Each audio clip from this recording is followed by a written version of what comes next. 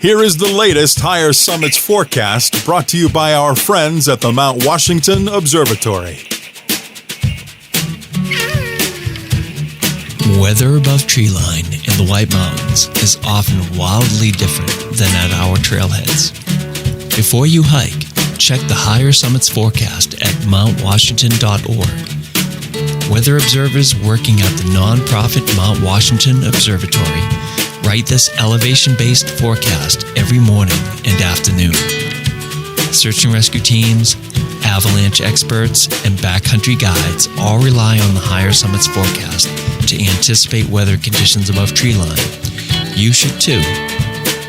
Go to mountwashington.org or text forecast to 603-356-2137.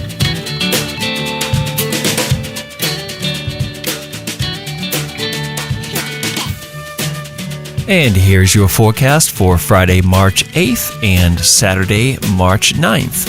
Friday, in the clear under mostly sunny skies, high in the upper 20s with winds north shifting northwest at 25 to 40 miles per hour, decreasing to 10 to 25 miles per hour, with the wind chill rising to 15 to 25 above. Friday night, in the clear under increasingly cloudy skies, low in the mid-20s with winds northwest shifting clockwise to the south at 10 to 25 miles per hour, increasing to 20 to 35 miles per hour. Wind chill will be falling to 0 to 10 above. Saturday, in the clear under cloudy skies, trending towards in and out of the clouds late, with a slight chance of snow showers late, possible snow accumulations of a trace to less than 1 inch, with a high starting in the mid-20s then falling to the lower 20s. Winds will be south at 25 to 40 miles an hour, increasing to 45 to 60 miles per hour with gusts up to 75 miles per hour.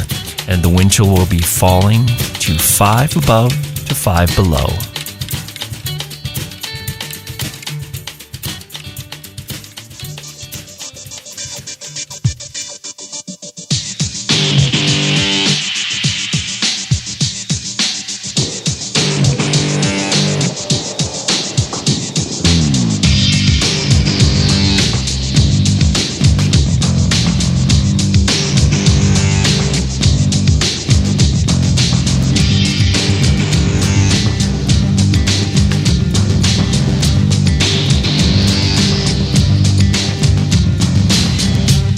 Broadcasting from the Woodpeckers studio in the great state of New Hampshire, welcome to the Sounds Like a Search and Rescue podcast, where we discuss all things related to hiking and search and rescue in the White Mountains of New Hampshire. Here are your hosts, Mike and Stump.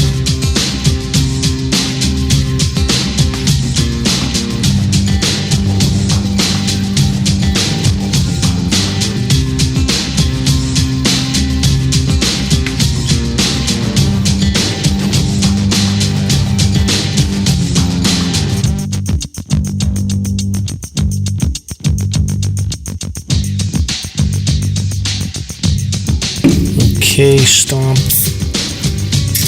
Cracking a beer. Ah, you're feeling better, I see. I am, yeah, I'm cleared up. So episode 143. All right, 143. Moving on. You know 143 is, right? Yes, I love you. Oh, you do? Oh, I didn't know you'd know that. I didn't think you would. Well, last week when I was saying 142 because of the Into the Wild bus, I was thinking, oh, am I getting this right? I want to make sure I say this right. I don't want to mix it up with I love you. How do you know that 143 means I love you? I feel like that would It's dated. I used to say that way back. God, Mrs. Stump will kill me, but my high school sweetheart, and I used to say that. Oh boy. Yeah, hopefully Mrs. Stomp doesn't.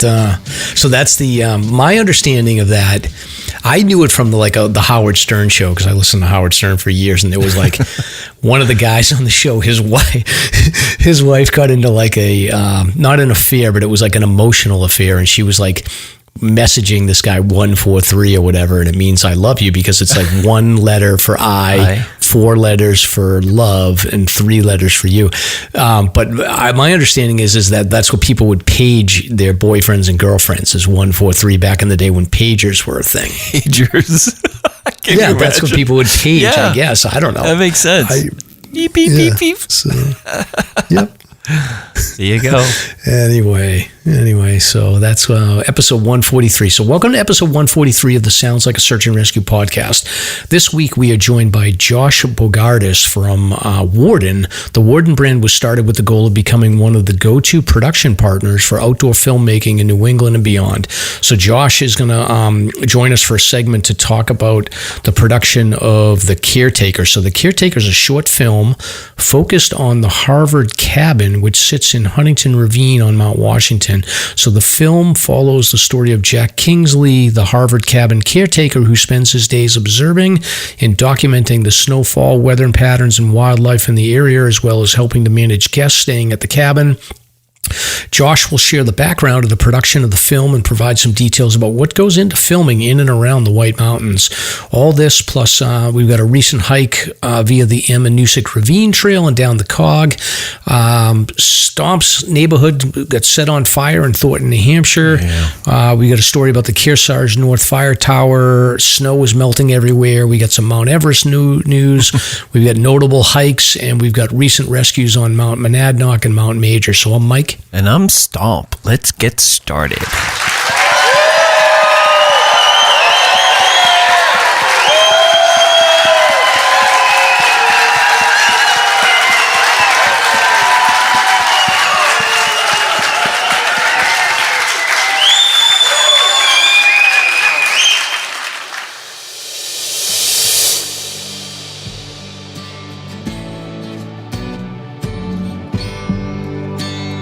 This is Ben Pease from Hiking Buddies. We are a 501c3 nonprofit committed to reducing avoidable tragedies through education, impactful projects, and fostering a community of support.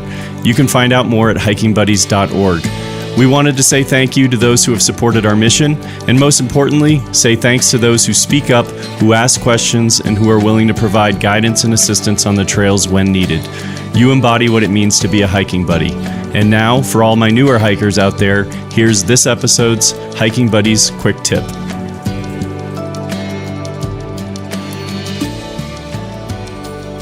Leave no trace principle number 5. Minimize campfire impact. Douse your fire completely with water and leave nothing burning. Disperse the half-burned wood around the area. Return the area to its natural state.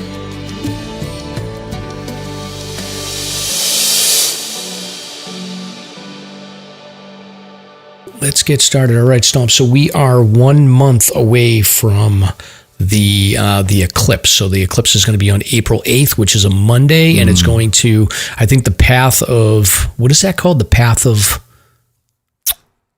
what? Something. What, like loot? I'm going to have to Google that. I have no idea. Path of Totality. Path of Totality. I've never heard of that. By the way, that would be like an amazing band name. Path of Totality. Path of Totality. Heavy metal. Right? Yeah. Yes, exactly. Yeah. So the Path of Totality, which means that like it'll be fully dark, is going to be like northern Vermont, northern New Hampshire, and then parts of Maine, and then up into Canada. So just a reminder, I think somebody had messaged us around like if you're going to plan to go up there and go in Vermont, a lot of the trails are going to be closed because of mud season. You will be able to go into New Hampshire because they don't do those closures. And then Maine, but I don't know, Stomp, do you have plans? You taking that day off? I'm working currently, but I will definitely take some time off for that moment when it happens. But I'm curious if the weather will cooperate this year or not. It's always a big factor. Could be a big bust. Oh, true. Yeah. Could be a huge bust. Well, I mean, it's still going to get dark, though, even if it's cloudy. I suppose so. Yeah. I suppose so. Yeah. So we'll see. I took the day off, but now I may be traveling overseas, so I may miss it. Oh, wow. Will you be actually en route, do you think, at the time? No, I'll have gone. I'll probably be traveling that weekend, and then I'll be where I'm going to be on that Monday. So, but we'll see. Gotcha. we'll see. If I don't travel, then I'll definitely head north. But I think I'm going to miss it. I think I'm going to be in Europe. Mm-hmm. Cool. So that'll be excellent. Anyway. Yeah. But anyway, so sad news in your neighborhood, Stomp. There was was it a forest fire or was it like a house fire or what happened in Thornton this week? I don't think the marshal has determined the cause, but it was a row house of condominiums near the Welch Dickey trailhead, maybe about half a mile down from where I am. And it displaced several individuals that live there and work in the area. We did lose a pup, unfortunately. Everybody else survived, but one pup named Ada passed, unfortunately. And it's been pretty wild. I was driving home from work when I saw the trucks coming behind me. I pull over and you could see the smoke billowing. At first I'm like, oh my God, is this the forest on fire? But it wasn't. And we watched it for a little while that night from a nearby bridge, but the community just really rallied together for all these people. And we'll give a plug for the show notes here. Occasionally we get people asking, what the hell are the show notes? So the show notes are attached to every episode that we publish. And Mike, you might want to explain where to find these, because what I'll list here are several links that will be in the show notes. Yeah, listen. I spend at least like 30 minutes every week putting these things together meticulously. Exactly. And now you're telling me people don't know where to find them? I get a couple questions. Click on the show and then scroll down and the show notes are there. All right. This is not difficult, people. The internet's been around for 20 years now. So there it is. So the reason why we're pushing the show notes is because these links for these individuals or for GoFundMe's and various PayPals where you can actually donate and help these individuals. So word is Red Cross is helping. The first thing I saw was the Campton Police were actually accepting donations. The link is, again, available, and they have a very specific list of clothing and boots and whatnot. But there is a PayPal set up by Fish and Game, which I was glad to see, for Viviana Aristecki. And she's actually a member of Pemisar. She's a teammate. And It's great to see everybody stepping up to help her. Also, Johnny, Owen, and Kylie, there's a GoFundMe. I think their connection was with Waterville, if I remember correctly. I'm not clicking on these links. I'm just going through this. Sean, a local police officer who lived in the building and also lost his pup, Ada, has a GoFundMe up there. Becky Jones is the kitchen manager for Mad River Coffee. Mad River has been really supportive, publishing on their social media pages links and QR codes to donate to these people. And then finally, Amanda Pearson and Ryan Reed. They were the Waterville employees, so pardon me for that. So click on the links at the show notes and see what you can do to help out these folks. I can't even imagine losing everything like that. Literally everything. Yeah, it's terrible. It's terrible. And I joke about the show notes, but essentially what you do want to do is, when you go into the feeds, whether it's Spotify or Apple, or you go directly to our page, just seriously, just double click into the show and then scroll down and you'll see the links and the summary of all the stuff that we talk about. We usually have somewhere between 20 and 30 links, and we'll make sure that we include these fundraisers if you want to throw some support and love to the folks in Thornton that lost their homes and possessions. It's terrible. Any time of the year is terrible, but this is just not good. Yeah, for sure. Hey, on a positive note, congrats to all the AMC award winners. A lot of people are starting to post their pictures of their awards that they're receiving in the mail, and that is coming up on the 20th of April. We're excited to be there. We actually were invited to have a table, so we'll be there with our holographic stickers and postcards, and so we're looking forward to it. It'll be a nice time. And Mike, you're a recipient as well, aren't you? Well, I've got to finish. I got to get up to Mount Hale, and then I think we're going to have to.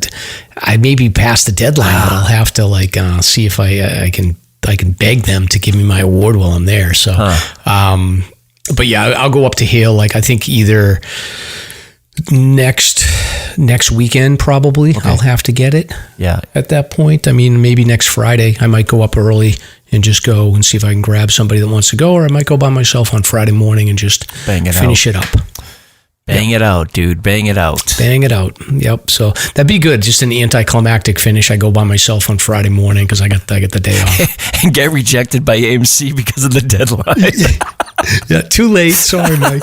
I'll be like, but I have a table. Anyway. But yeah, I'll finish my winter 48, which will be great. So that's cool.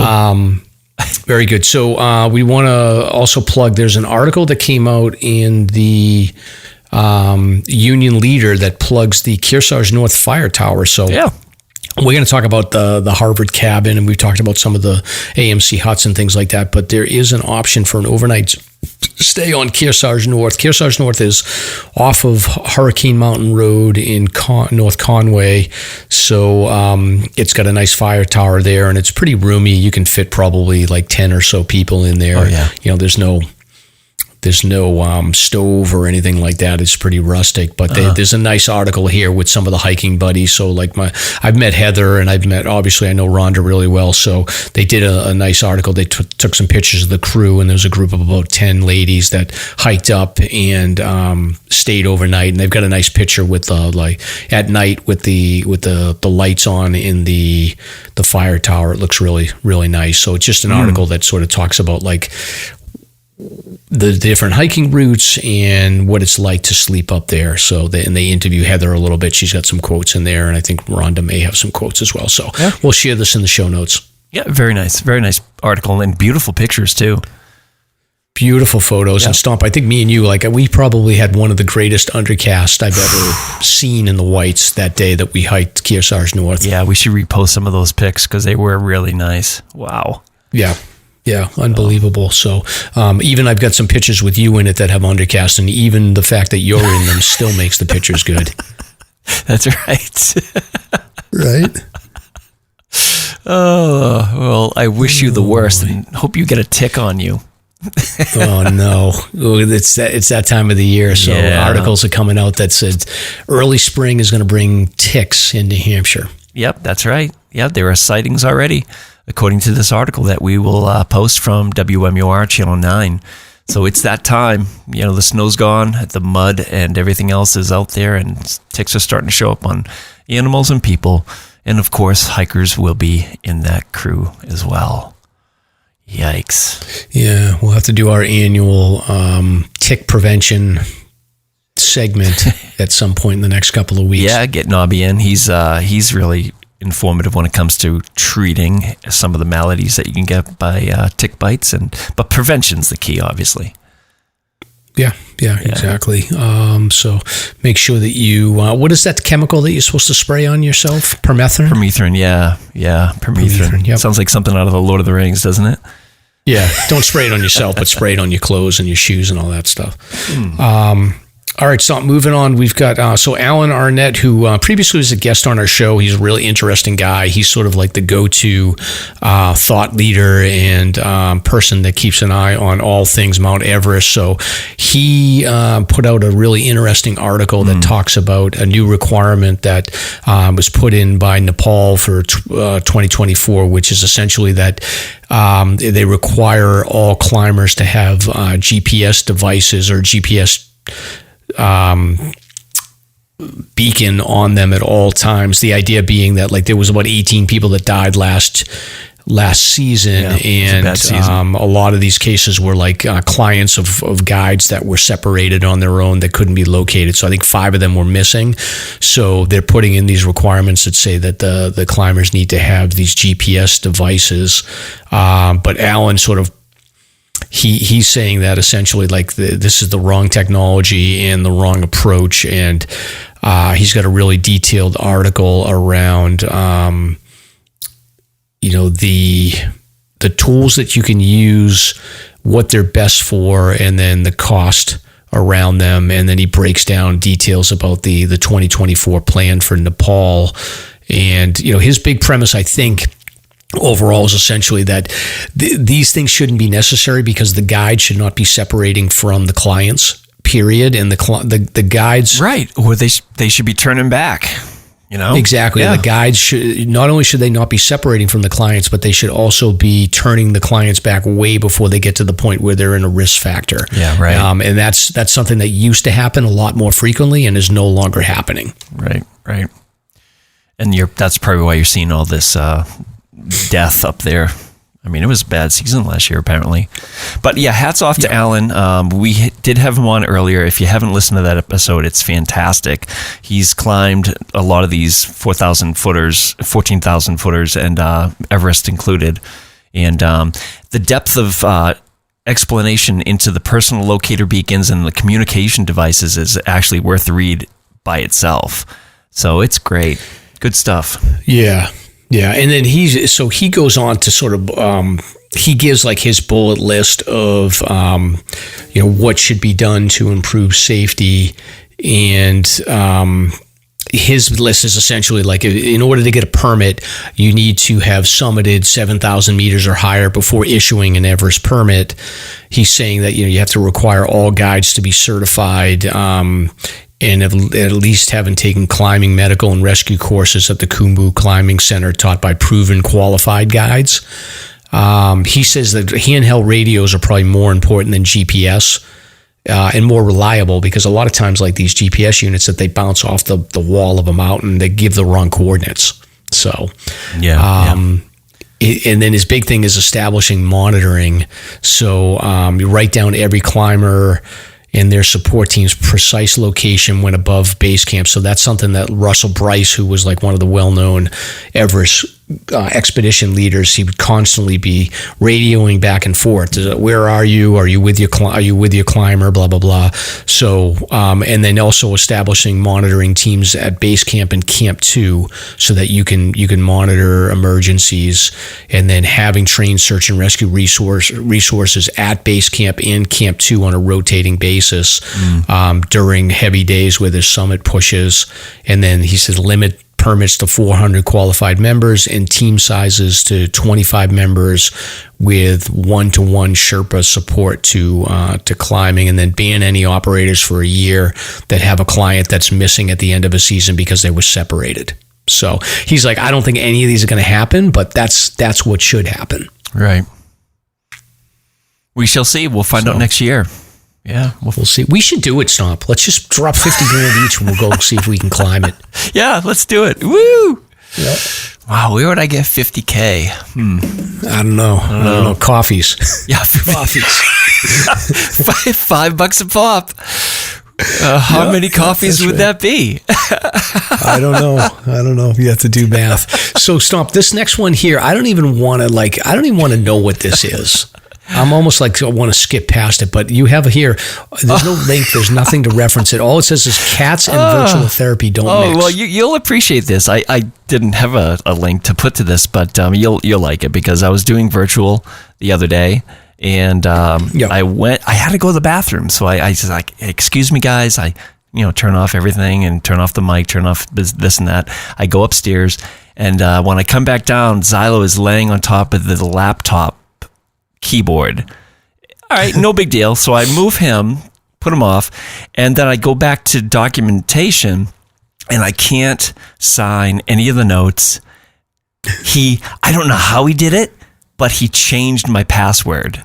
I kid you not, he changed my password. So I had to go through this whole process. It took about 45 minutes to get get a fake password and then change it and everything else. But he went through a multi-step process and changed my password.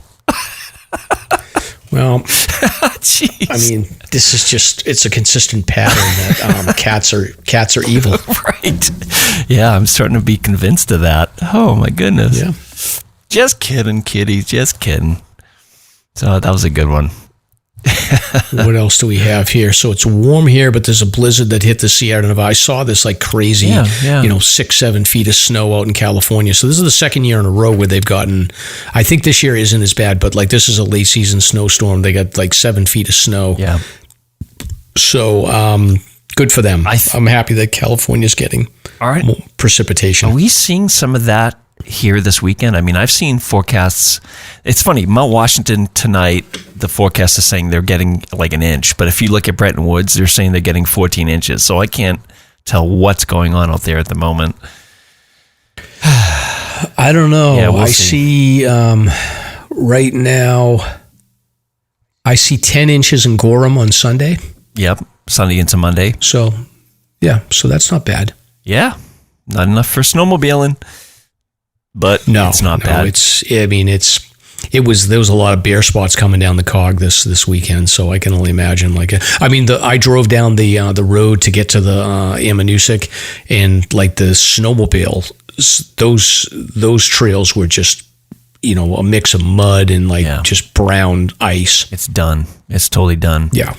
I guess the takeaway for hikers over the next week or so is to remember that there is a sheet of glare ice underneath any new snow that we get, because I think I still am suspicious that that's what happened on Avalon and Welch Dickey last week or a week and a half ago. Yeah. Just be really cautious if there's new snow.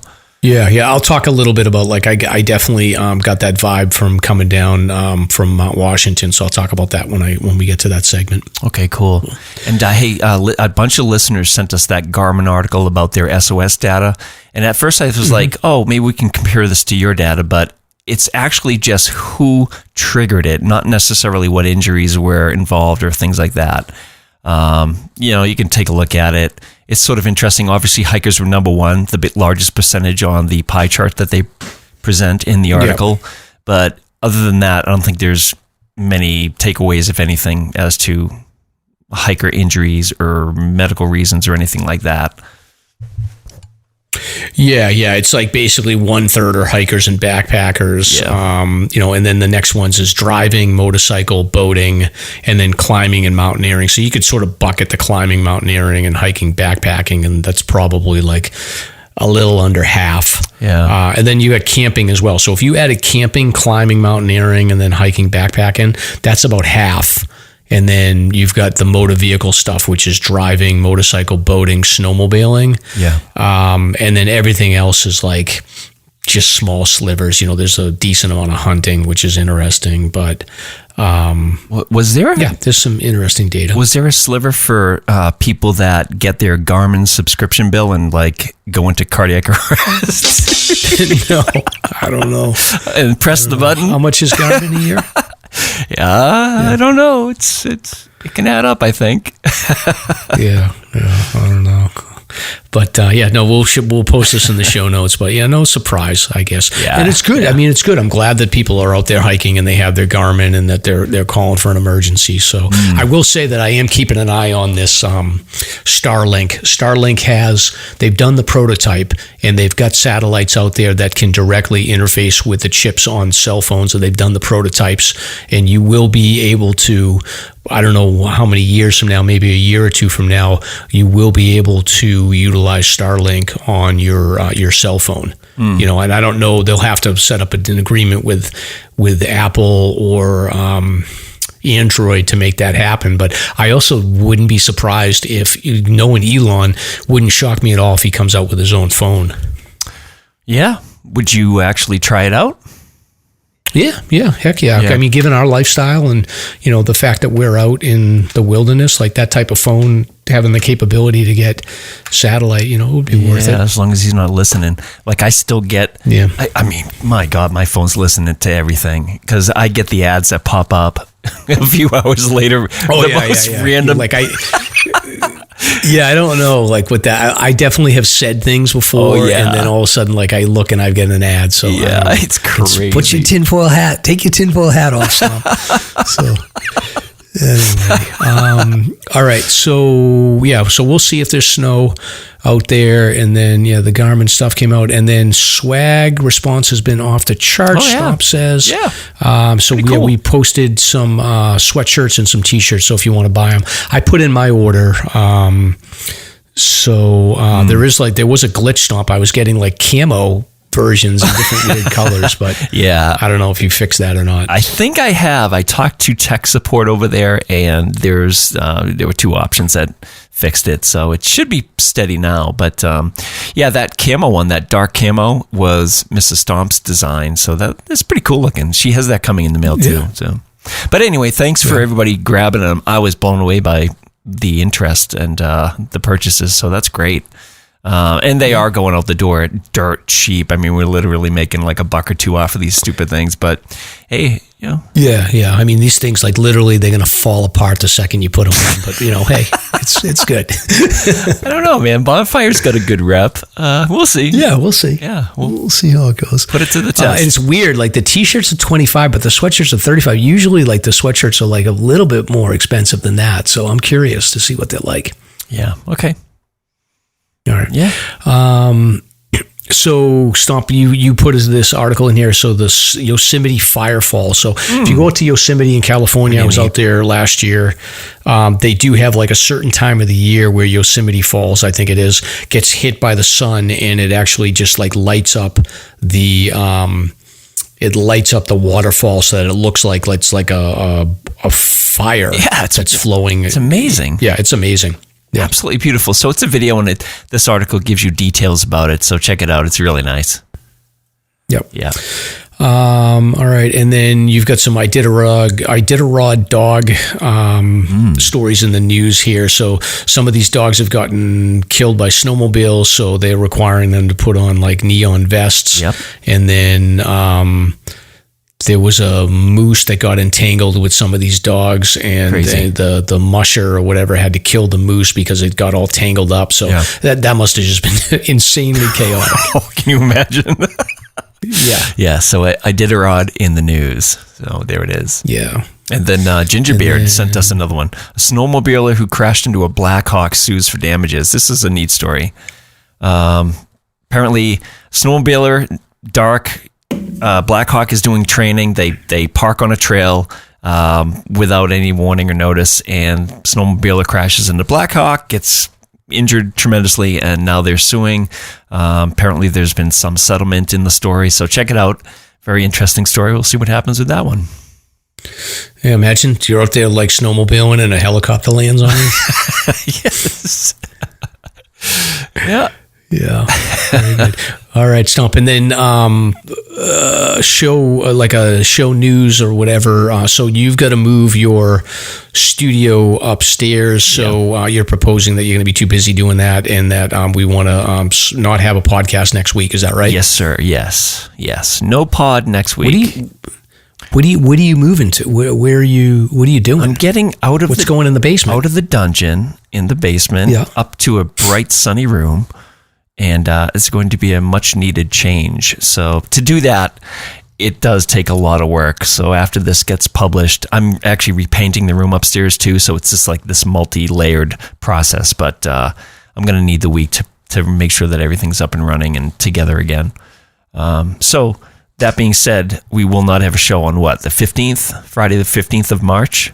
And we'll be back the 22nd. Okay, sound if you good? Do that works for me. Yeah. All right, cool. Maybe I'll get motivated. Maybe I'll just record something on my own. We'll see. Yeah, go for it. That'd be great. Okay. All right, we'll see. You could do a show of dad jokes. Okay, yeah. Well, all right. Stomp. Speaking of dad jokes, this is the part of the show where we do a dad joke. How do moths swim? How do moths swim?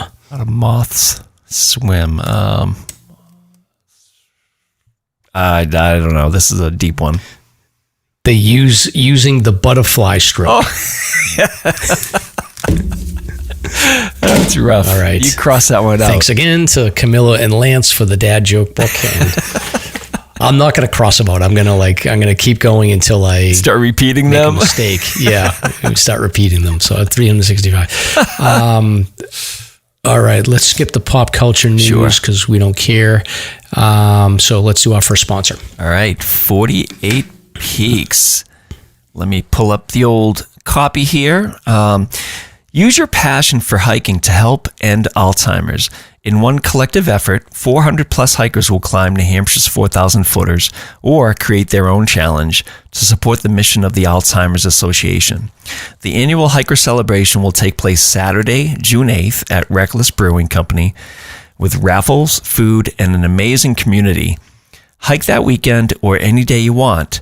No fundraising minimum required, but those who raise $100 will receive this year's performance grade purple t-shirt. Let's turn the White Mountains purple to end Alzheimer's. Visit alts.org, /48peaks to learn more. That's alz.org / the numbers 48 peaks. Very good. And apparently this week we have some coffee donations, and that's very, very much appreciated. Laura Eli donated 3 coffees. At solo.hikes donated 2 coffees. Stacy Tardif donated 5, and she's recovering. She's on the mend after some surgery. So Stacy, wishing you all the best, and hopefully you can get out there and start crushing some peaks soon, okay? And Tony Stewart. Tony, thank you very much for the donation. She donated 5 coffees, and she's a local legend around here in the parts. Right, Tony? Yeah, that's right. Thank you, everybody. So what's that? What's that off from my $50,000 to get over to Everest? Did that take a dent out of it? Yeah, you're close. You're close. Another 6 more coffees to go. Okay. All right, cool. And don't sweat it. Don't sweat it. Yeah, we're good. And here's our next. Vaucluse gear. Does your back... Stop. Hold on. What? I just said don't sweat it. And then you're supposed to go, oh, speaking of sweat... Oh my God. You know what I was thinking in my mind was, oh my God, there are 2 sponsors in a row. What the hell? We should have spaced this out better. Well, don't sweat it, Stone. Oh, sweat? What do you mean? Does your back sweat? Does your backpack not provide enough ventilation? Does your back sweat too much when backpacking? As you know, sweat can be extremely uncomfortable on the trails. Plus, sweat is a serious risk factor in both hot and cold climates. As your clothes get wet, your core temperature can dramatically fluctuate. Seemed like you didn't think I'd go on this rant after that, did you? But it's true. Nope. Okay. This can result in hypothermia, heat exhaustion, and dehydration. Let's not forget, very uncomfortable. So today's your lucky day because we have good news for you. There's a piece of gear that solves the sweat and ventilation problem, making your backpack more comfortable. Vaucluse Gear's ultralight backpack ventilation frame. This ultralight frame is a backpack accessory that easily installs in your favorite pack, size 15 liters to 45 liters, and creates a ventilating airflow gap between you and your pack. It's also ultralight, weighing around 3 ounces, and that's equivalent to a pair of wool socks. Pretty light. Whether hiking in hot or cold temps, the ultralight backpack ventilation frame from Vaucluse Gear is a real game changer regarding airflow and ventilation. So visit vauclusegear.com to order an ultralight ventilation frame today. Use promo code SLASHER to enjoy a $5 discount and let them know that Mike and Stomp sent you. Very good, Stomp. 143 shows, and you still can't pick up a softball transition. It's very nice. I know, it's pathetic. Oh my God. Yeah, well, you gotta loosen up, have a beer, and relax. That's probably the problem. Maybe it's just IPA I'm having, softening my brain cells. Again, Stomp, I give you another one. That's when you could have said, speaking of beer, this is the part of the show where we talk about what beer we're drinking. Wow. All right. Anyway, this is the part of the show where we talk about which beer we're drinking. Stomp's not having a good night. I don't 143 him. So, what are you drinking, Stomp? Let's see. Northwoods. I went for a common one I get. It's a Northwoods Brewing Company, Forever Locked. Shows a picture of 2 giant moose battling it out, and it's a double IPA with Citra Idaho 7, Azaka, and it comes in at a whopping, I think 7%. Yeah, 7%. Delicious. All right. Well, I'm drinking an IPA. I was explaining to my friend in India who I work with about IPAs, and he just didn't understand. What's up with that? Like, all right, never mind. I was like, India Pale Ale. Have you heard of that? And I was like, oh, well. He's like, no, not really. I was like, okay, never mind. What's up with that? I'm drinking a zero gravity IPA called Powder Jones, which I think I had one of these a couple of weeks ago. Who makes that? Is it local? Zero Gravity. Oh, Zero Gravity. Okay. Cool. Yeah, which I think is local. Like Mass? Let me look here. It's in Burlington, Vermont. That's right, Burlington, Vermont. Gotcha. Zero Gravity. Gotcha. Okay. I knew we should have gone left back there. Stomp, don't worry. I know it's this way. I've got a feeling in my gut. Are you sure you're not about to have a bowel emergency? Totally. We got this.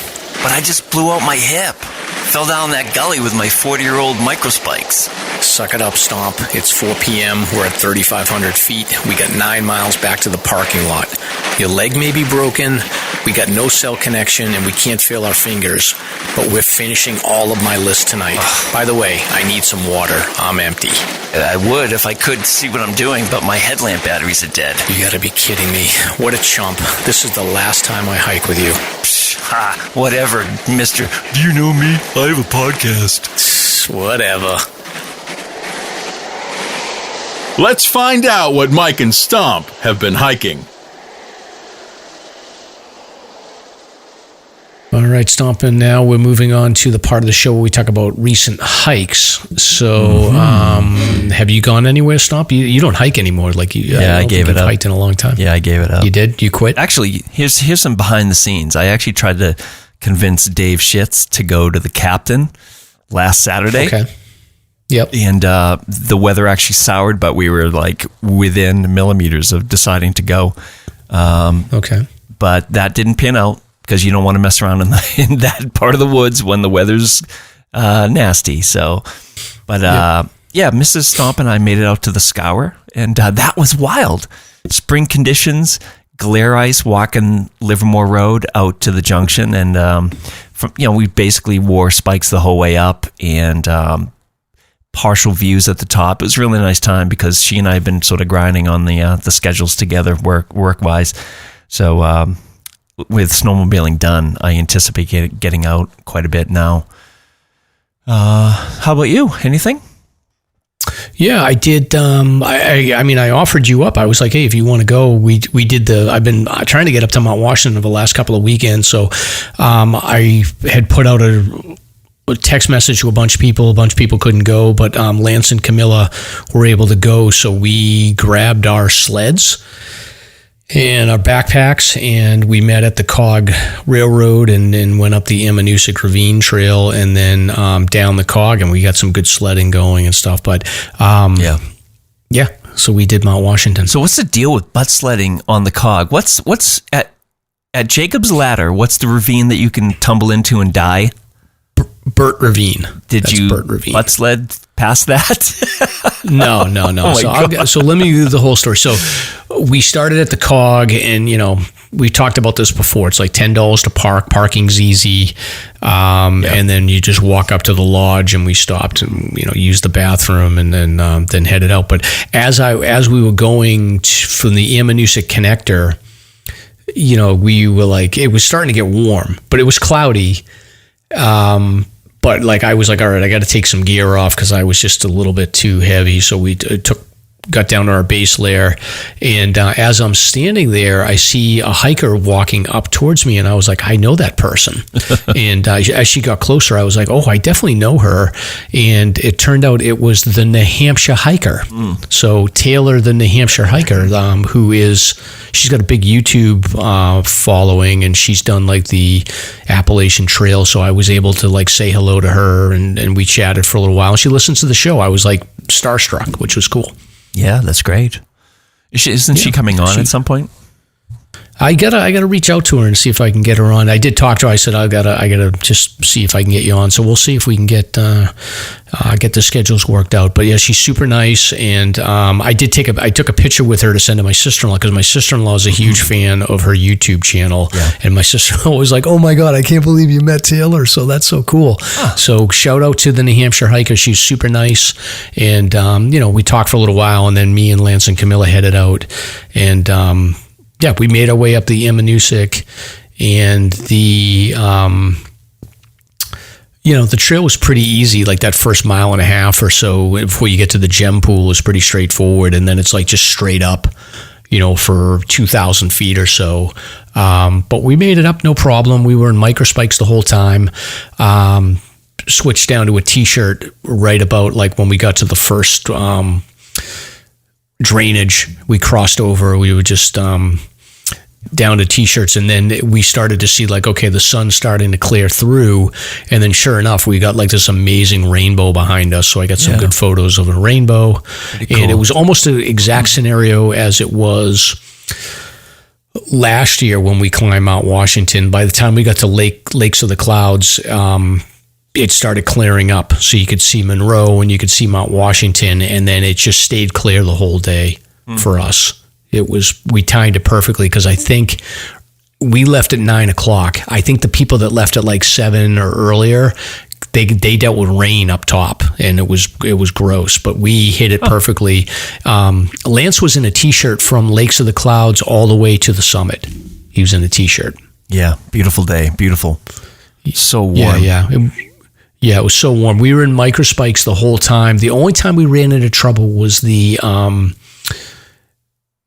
section right below Lakes of the Clouds was like mashed potatoes, and we were post holing a little bit, but it was only like 10 steps or something like that. And then we got up to the hut, and it was fine. And then went straight up to Mount Washington, took some photos, hung out, bunch of people up there, clear skies, undercast, beautiful photos. Yeah. And and then from the summit, we sledded down to the junction. So from the summit, we got on our sleds, went down to the junction of West Side Trail, sled to West Side, then we walked over to the Cog. We were able to sled down another section of the Cog until we got to the section where like it does start open. Like basically we could sled down to the point where Gulfside and Jewel connect, and then from there we walked pretty much past Burt Ravine, and then once we got past that section, we were able to sled basically from like 4,400 feet down to the base station. You know, a couple of sections we had to walk, and there was a couple of sections where it was so iced over, but the ice was like water. Like I was skidding and I had to fall off my sled. Mm-hmm. And when I fell off my sled, it was just like in a puddle of water. So we were like soaked. Oh yeah. 'Tis the season. Yeah. And guess who we met coming up? Another notable hiker. Who? Eric Todd Sweet. No. Yes. What's he doing legend on the Cog? He was hiking up with, he had a friend with her, and she with him, and she was her first time on Mount Washington. So he never does went up that. And summited. I know. I don't know. I was like, how unusual, how unlike you.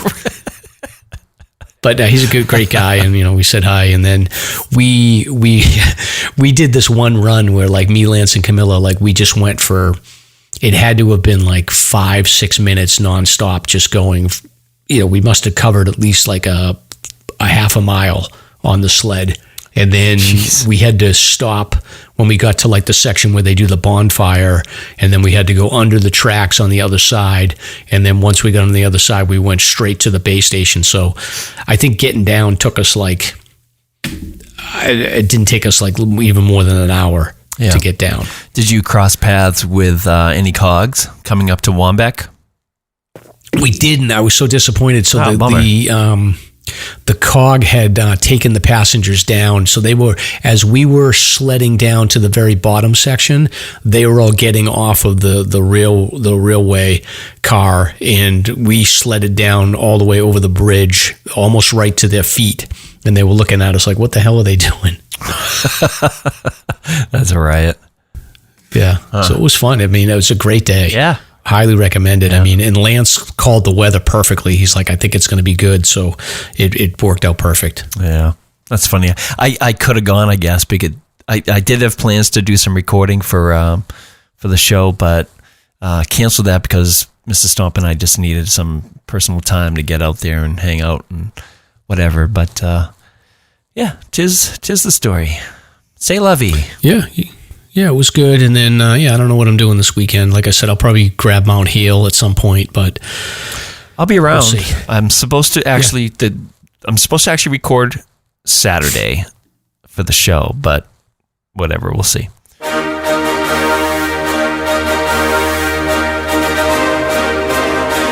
It's time for Slasher's Notable Hike of the Week.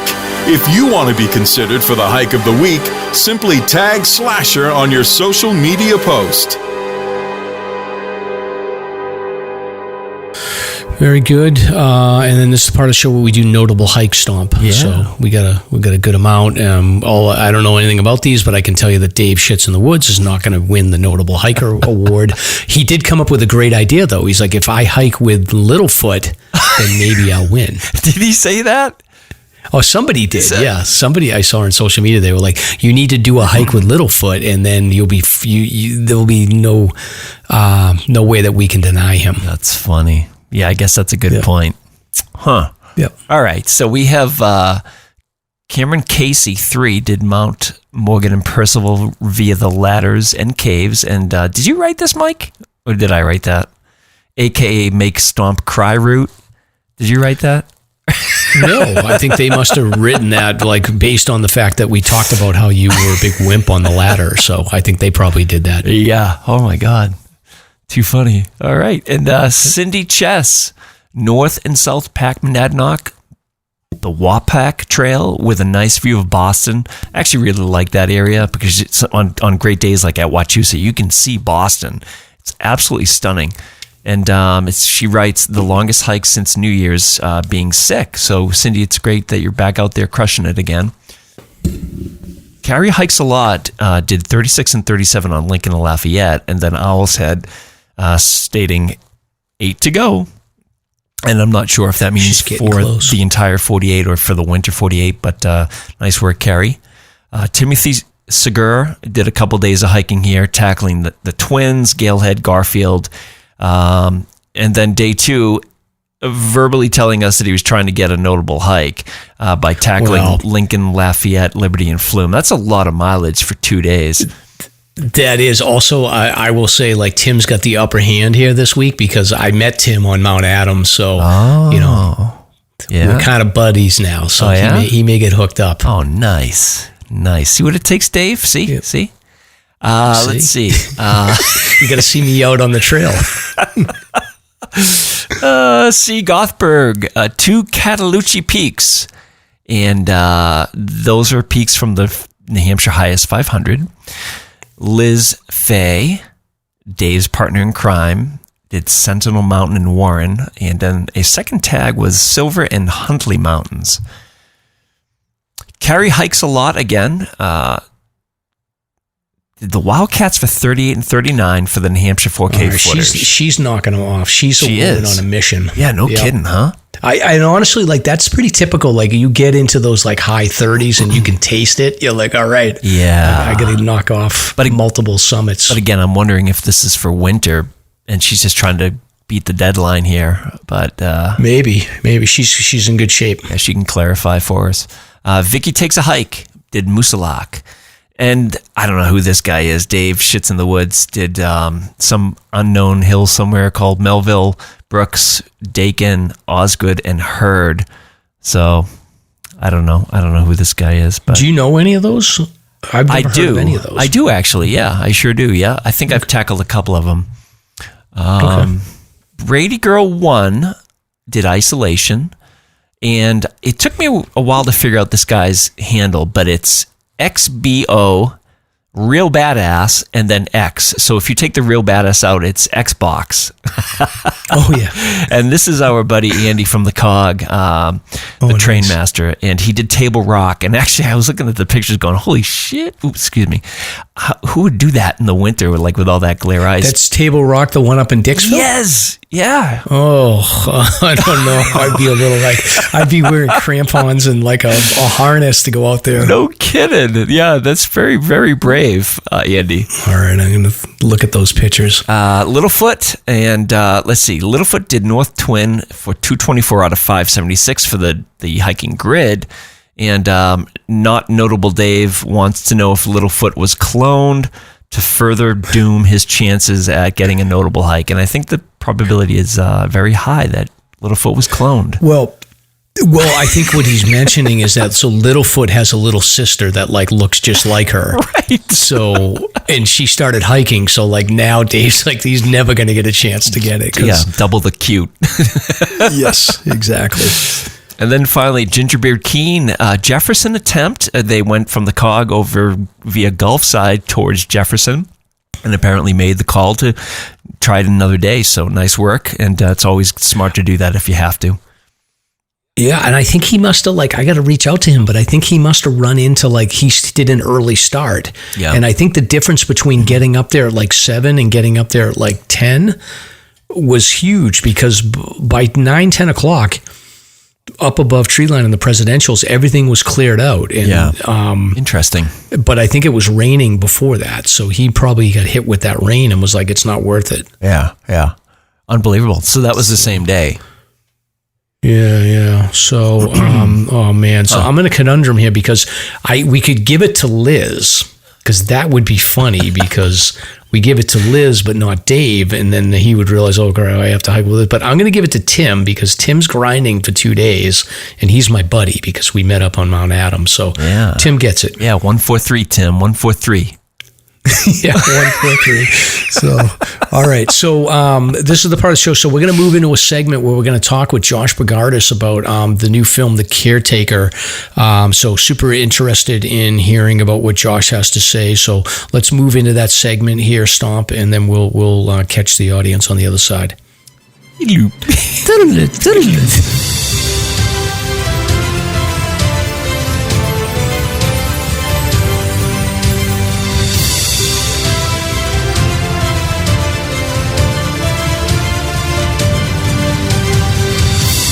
It's time for Slasher's Guest of the Week. Very cool. Very cool.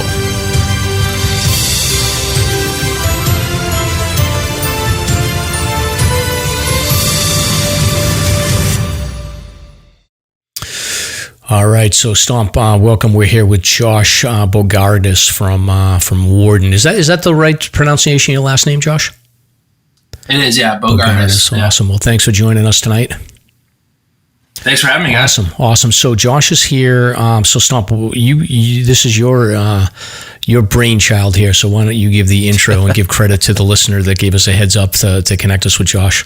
Yes. A special thank you to Jeffrey Keaton, who actually saw a screening of the documentary that we're going to be talking about tonight. So we reached out, and the crew was kind enough to join us for a chat.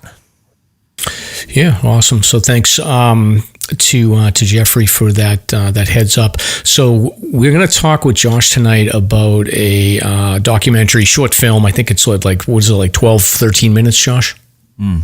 Yeah, right around there. Short film. Yep. So It's called Caretaker, and the subject is the caretaker that works at the Harvard Cabin. So I'm assuming you guys, his name is Jack Kingsley, and Josh, I'm assuming you guys basically followed him around for a while to do filming and put together a nice package, nice film covering the sort of the life of the caretaker in the Harvard Cabin, right?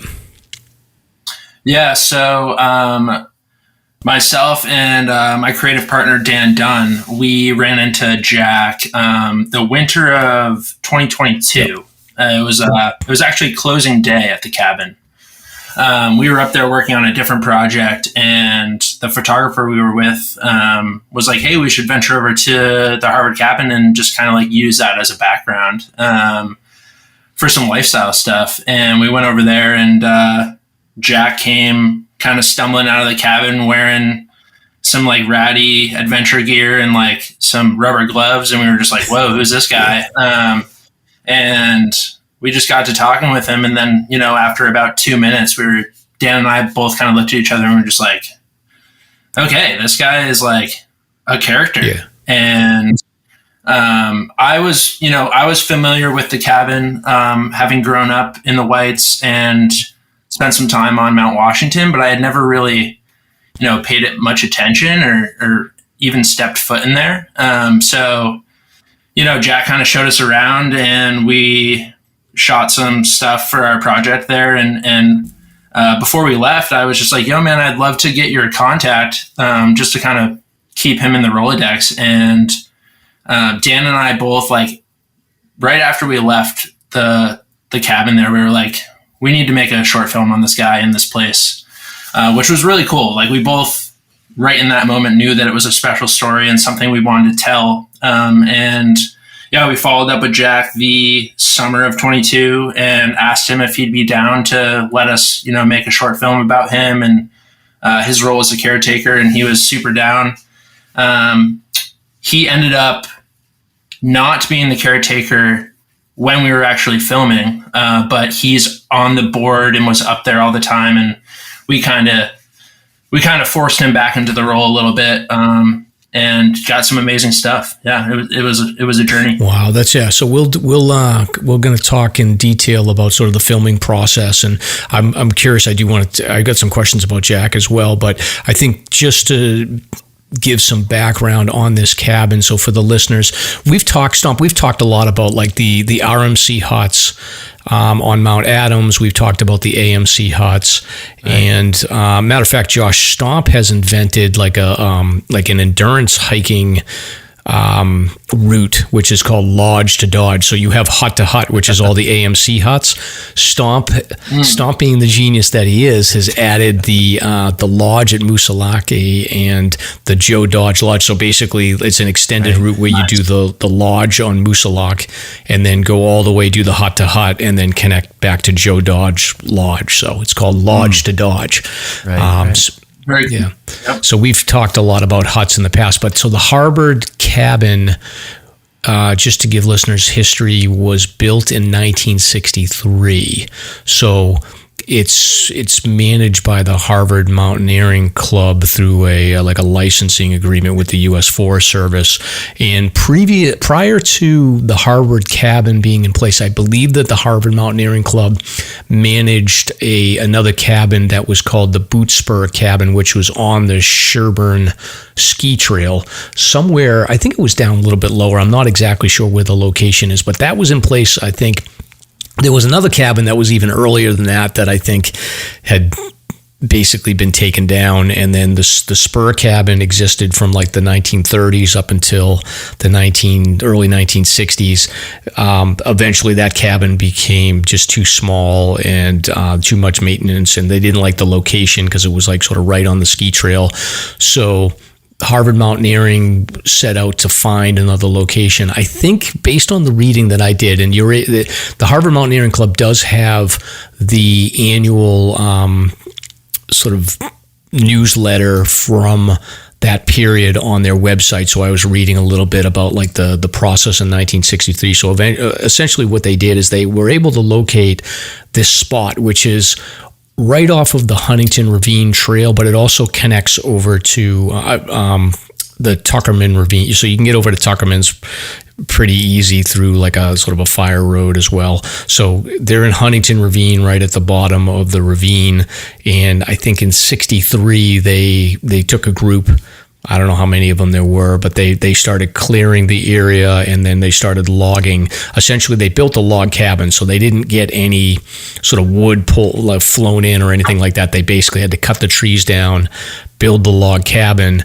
The skills needed to really build a log cabin efficiently, they didn't really possess. So this crew was able to clear a space and get started on it, but they struggled with like the winching to get the logs into the location, and they didn't really know all the architecture of how to build an efficient log cabin that was going to stay in place for a long time. So they did their work in June when school finished, basically gave up for a couple of months and assumed that they would finish it like the following summer.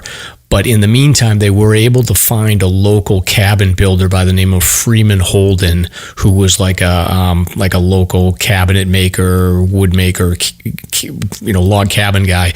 They were able to get him for like a couple of weeks in September, and the Harvard Mountaineering Club essentially was able to grab like 5 or 6 guys to get up there and work with Freeman Holden, and they were able to, I guess they solved the problem with winching. Freeman was able to show them a couple of techniques with how to leverage moving these logs around, and they were actually able to get everything built in 1963 in like about 2-3 weeks in September. And since then, I think obviously, construction has been continued to firm up the cabin. But that's basically, it's been in existence for the last 60 years or so. And it's open from December 1st until, the end of March, I think. So it's the last day of March. Last day of March. So yeah, it's a winter only, and it attracts a mix of people that are going backcountry skiing. You've got ice climbers that are up in Huntington. You got regular hikers. So what is it? Was it comfortably fit? Maybe about 8 or 10 people, Josh? I'd say a little bit more than that. Maybe close to 15. Okay. Jack told us that they've had it pretty packed in there before, and I think that number was around like 25, and it was pretty tight. Okay. All right. But yeah, most of the nights we were up there filming, there was probably like a dozen of us. So it's not that much different than what we'd find at Gray Knob up in the Randolph Mountain Club. So it sounds like it's about that size. So, but that's the history stump. I thought that's pretty interesting that they were able to get the cabin set up over the course of like just probably about 6 weeks worth of work, and it's been in existence now. I'm sure they added on a bit to it, but it's pretty impressive. Yeah, and all the regular maintenance and whatnot. Yeah, exactly. So anyway, and then I did pull some articles that I'll include in the show notes about the history of the Harvard cabin, and then I was able to find some pictures of the old spur cabin. It looked like it was a little rough, so I understand why they took it down. But anyway, that's the history. But Josh, before we get into talking about the caretaker, what's your background? Are you a New Hampshire guy? Yeah, so I grew up in Littleton, just north of Franconia Notch. Grew up there my whole life and went to school in Albany, New York, which is where my family's kind of originally from. My parents moved up to New Hampshire in the 80s, and my dad was a fish and game officer. And that's kind of where the name Warden comes from. My dad was a lieutenant for the state and ran search and rescue for the state for about a decade. So, right. Yeah, grew up there, went to school in Albany, graduated, kind of bounced around a little bit, went out to California for a little bit, trying to pursue the whole film thing. Realized that it was kind of tough to stick around Los Angeles, and, ended up back in New England and haven't really looked back. So your dad's obviously like a fish and game, and he's going out on rescues and things like that. Did he take you out hiking, and did you have a lot of sort of outdoor activities going on when you were a kid? Definitely, yeah. I wasn't like super into hiking. It was always a little like, I would say I complained more growing up, going on those types of adventures, but yeah. I was very much so into team sports growing up. And then came high school is where my love and passion for team sports kind of started meshing with skiing and snowboarding. And that's around the same time that I got really into videos and didn't really understand, people when you're growing up are always asking, what do you want to do when you get older? And I didn't really have a good answer. I loved playing sports. I loved going snowboarding, doing stuff like that. And that's when I started filming my buddies riding at nearby Cannon Mountain, and we used to make really bad ski videos back in the day, and that led me to pursue the whole video stuff, and went to school in Albany, kind of was trying to figure it out, and realized that the film program at the school I was at wasn't like super dialed, so went into the business program, but just kind of stuck with the whole camera thing throughout, and don't really have any regrets about it. I think it was like a good decision at the time. And, now having like the business side, my business degree, and also having my passion of cameras has kind of meshed well to launch Warden and kind of run this production company up here in the White Mountains. And so the production company is Warden. What's the long-term vision for it? Yeah. So I officially launched Warden about 6 months ago after, curating a body of work over the last several years, just working as a freelancer, as a camera op, as a drone pilot, and wasn't really getting like all the opportunities I wanted, and really wanted to. The goal has always been to kind of launch my own venture, and we finally got the body of work to a place where I was like happy to put the name out there. And we officially launched the brand back in November of 2023. We got a couple of projects that are already live, not a ton of body of work to lean on right now, but we have a bunch of stuff about to come out in the next couple of months that I'm really psyched on, and the long-term goal is for Warden to become, the household name in New England for outdoor filmmaking, branded content, and doing all the video and visual arts projects that inspire me to live the lifestyle I live. Wow. Well, this is coming out of the gate. This is the first project. Caretaker is the first one. So coming out of the gate, you guys are like the cinematography and just the vibe of the film is amazing. It's right up there with any other. Some of the skiing scenes and the visuals on the mountain climbing is right up there with, as far as the cinematography goes, it's right up there with anything else I've seen that I sort of think of in terms of like really high quality stuff. Well, I appreciate that. Yeah. That's kind of been like the whole, the slow churn on launching Warden 2 is that it's not that I haven't been doing the work over the last, the better part of my 20s. It's getting to a point where I'm happy with the quality of work and being able to put a name behind that. So it feels like within the last year we've gotten there, and I'm now like really excited about the stuff that myself and my buddies that we collaborate with a lot are putting out there. And Caretaker, we always wanted to film that. We wanted it to feel like this elevated movie experience, not just like some local filmmakers going out and trying to tell this story. We wanted to feel like very, very high end, and I think we did achieve that. And I'm super psyched on how it came out, for sure. Yeah, I agree. And I do want to ask you sort of like a question about your dad and the relationship there, because I'll forget if I don't ask you this, but when you were a kid and he's like going out and doing rescues and things like that, did you ever feel like, oh wow, I'm like scared for my dad, or I'm nervous about it, or was it just sort of part of growing up? Like what was it like to sort of experience that if your dad's going out in a winter bad weather situation for a rescue or something? Yeah, that's a good question. I think as a kid, I was pretty naive about what he was up to. It was just kind of like what he did. And I never really fully understood exactly what he was doing until I kind of was at my college years. And I looked back and I was like, this is what, like 5-6 years after he had retired. And I kind of just like stepped back and I was like, wow, like he was running search and rescue for the state and kind of took it to that next level.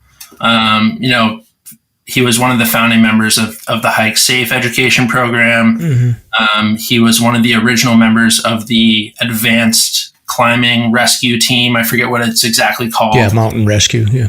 They worked directly with Mountain Rescue. Those guys trained my dad and his coworkers. And there's a lot of books out there that I've been reading in the past couple of years, and his name comes up a bunch, and it's just like pretty mind blowing to think that, here I was like a middle school or young high school kid, and I was just like hanging out with my buddies on the weekend, and I knew my dad would like get a call to go on some rescue at midnight. And I kind of like understood that it was like, this dangerous thing and not like a normal job for somebody's dad to have, but it was just kind of like part of my life. So I didn't really like fully understand like kind of how badass it was and the situations he was putting himself and his guys in until I got a little bit more mature.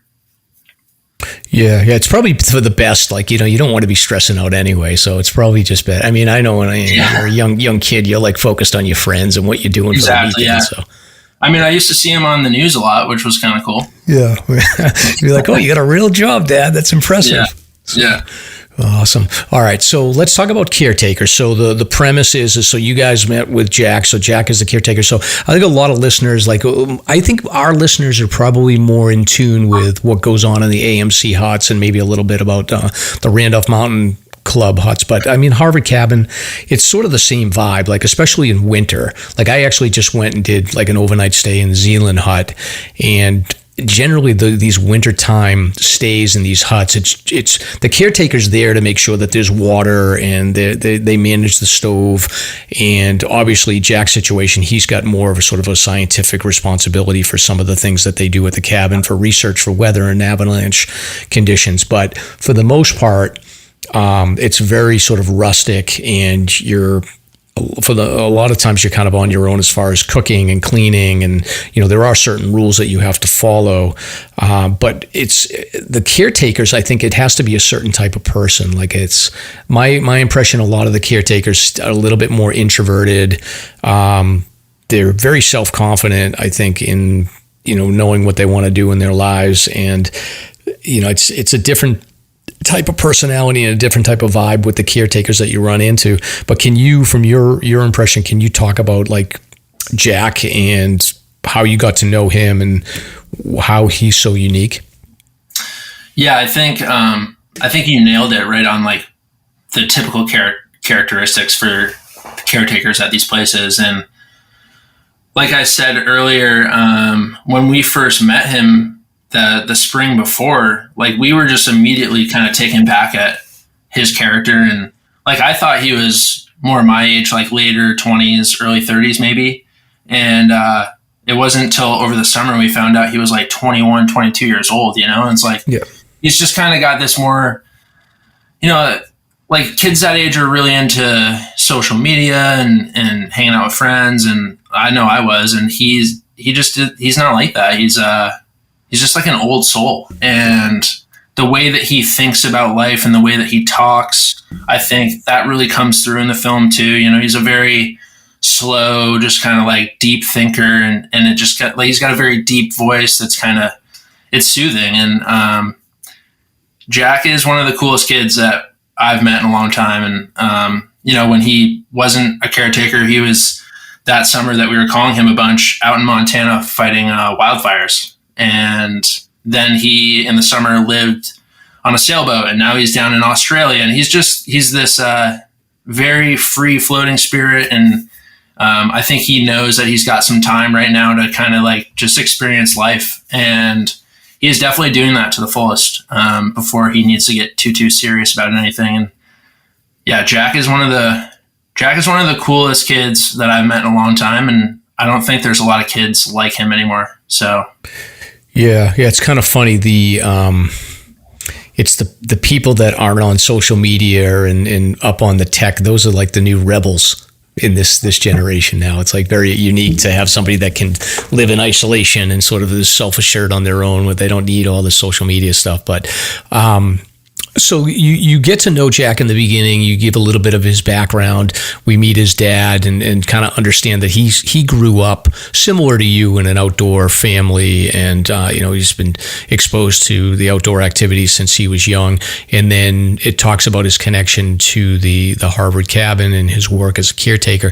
There's a scientific or research responsibility to that role, which is unique among the caretakers within the White Mountains. Can you talk about what exactly is he doing there when it comes to looking at the snow depth and avalanche research? Yeah, so what's really cool about our backcountry mecca in New England is that we have the Mount Washington Observatory on the summit of that mountain, which is pretty cool and unique. I'm sure you guys talk about it a bunch, but yep, the fact that is there on top of the avalanche center and all those resources is really pretty amazing, and I think unique across a lot of backcountry ski and alpine zones. And so Jack, or the caretaker at the cabin, which was Jack, he is part of that database. So on top of the snow rangers that go out and do their avalanche forecasts and measure the snowpack and analyze snow crystals and all that good stuff, the Hermit Lake Shelter, as well as the Harvard Cabin Caretaker, are also responsible for reporting this data every day. I believe it's at like 6 a.m. That it's due.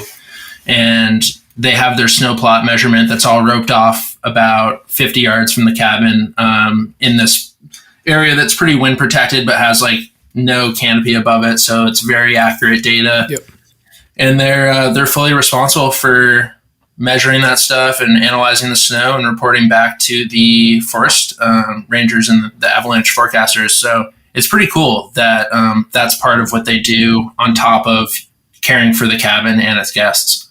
Yeah, so essentially that's the raw data collection that allows for the avalanche forecasters to make the determination on whether it's a high, medium, or low risk day for climbers and the skiers, right? Yeah, it's definitely part of their analysis.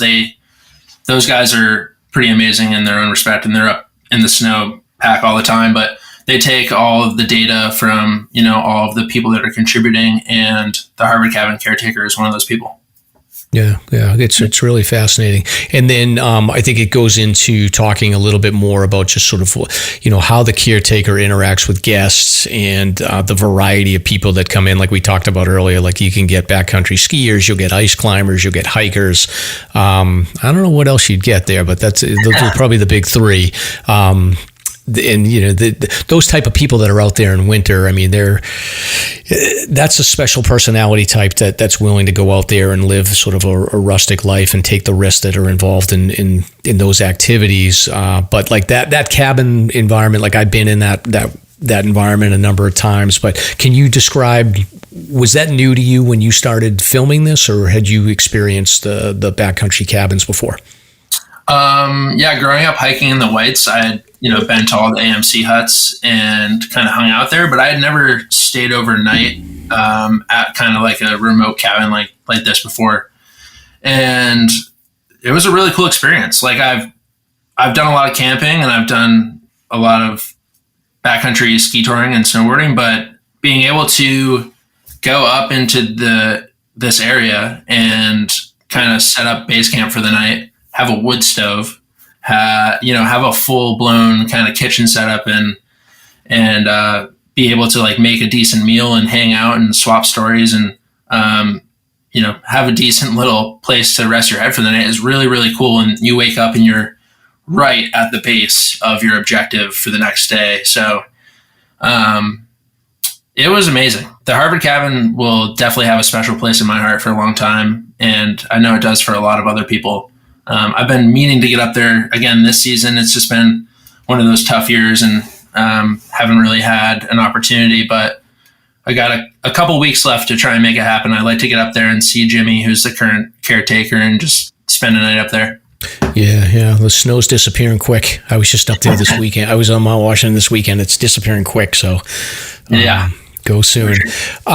Curious, when you guys sort of come together and plan out a film like this, do you already have the script written and you have an understanding of what the general flow is going to be? Or for a documentary film, do you generally just film everything and then storyboard it and script it together after you get your footage? I'm always kind of curious about that. I suppose you could do it either way, but how did you guys do it? Yeah, so for this story, like we kind of approached it a little bit more like it was going to be a branded film. So we knew that we didn't want it to be this longer form documentary that kind of dives deep into the history and, has like 15 interviews and is this educational piece. So knowing that we wanted it to be this kind of, a lot of people call it like a festival piece, these short films that brands can tie themselves to that you would want to submit to any number of film festivals. And, it's kind of that sweet spot length where people, I'm hoping, are watching it and 10, 12 minutes goes by and they're kind of shocked that it's already over. And it's not like they're looking at their watch waiting for, when's this thing gonna get there. So with this one specifically, I would say we're pretty calculated in pre-production on, we knew some of the scenes that we wanted to capture, and we knew, like, for example, all the stuff of Jack doing his chores around the cabin. We knew we wanted to capture him going for an adventure of sorts. We knew we wanted to capture people coming there for the night.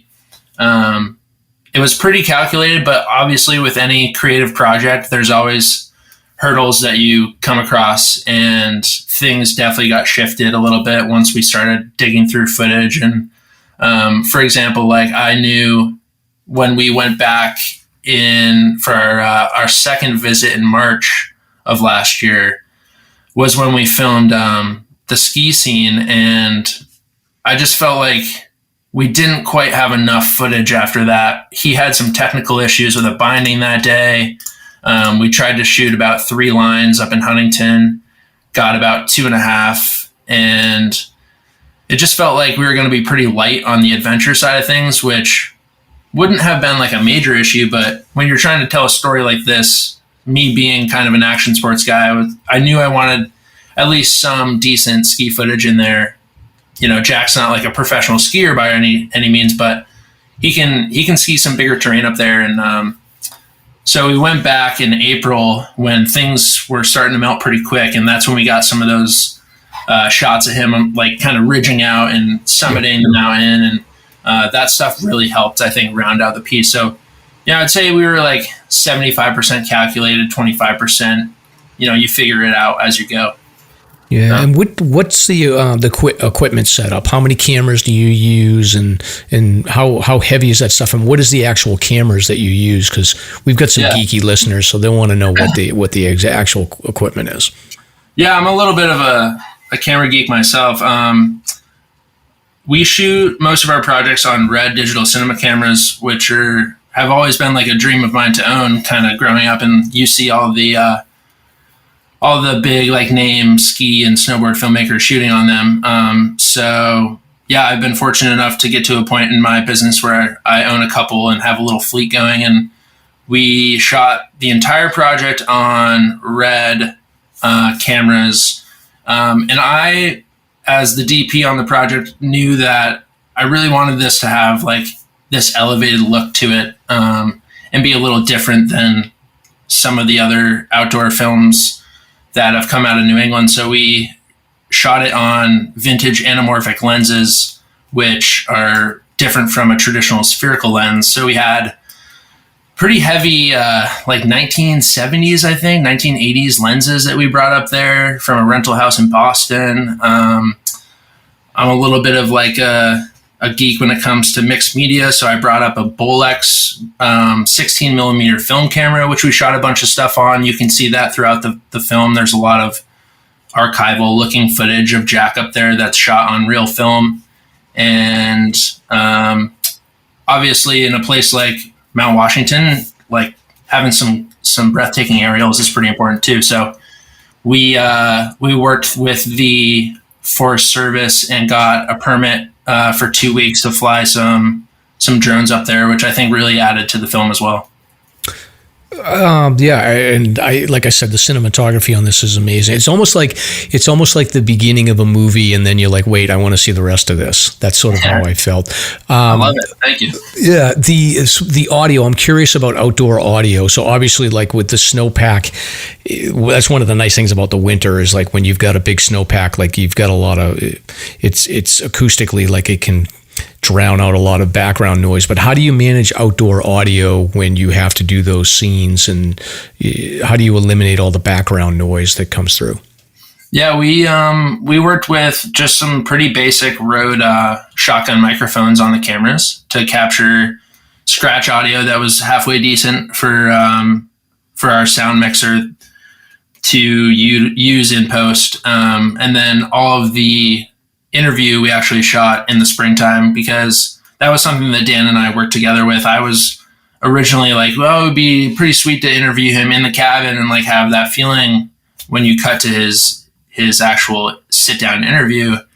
And we just realized that it was going to be like a real pain to try and get any kind of like lighting equipment up there, and try and capture what we were trying to with just the general footage, to then also throw an interview on, 2 miles up into the National Forest was just a lot. So I'm really glad we decided to do that route. And we shot his interview at his parents' house in Portland in April. But yeah, as far as like the field audio goes, pretty basic setup. We just threw some shotgun microphones on there with some dead cats to kind of take down the any wind noises, and our post mixer did a really good job of using that stuff that we captured, and then also some elements that he had in his library to take it to the next level.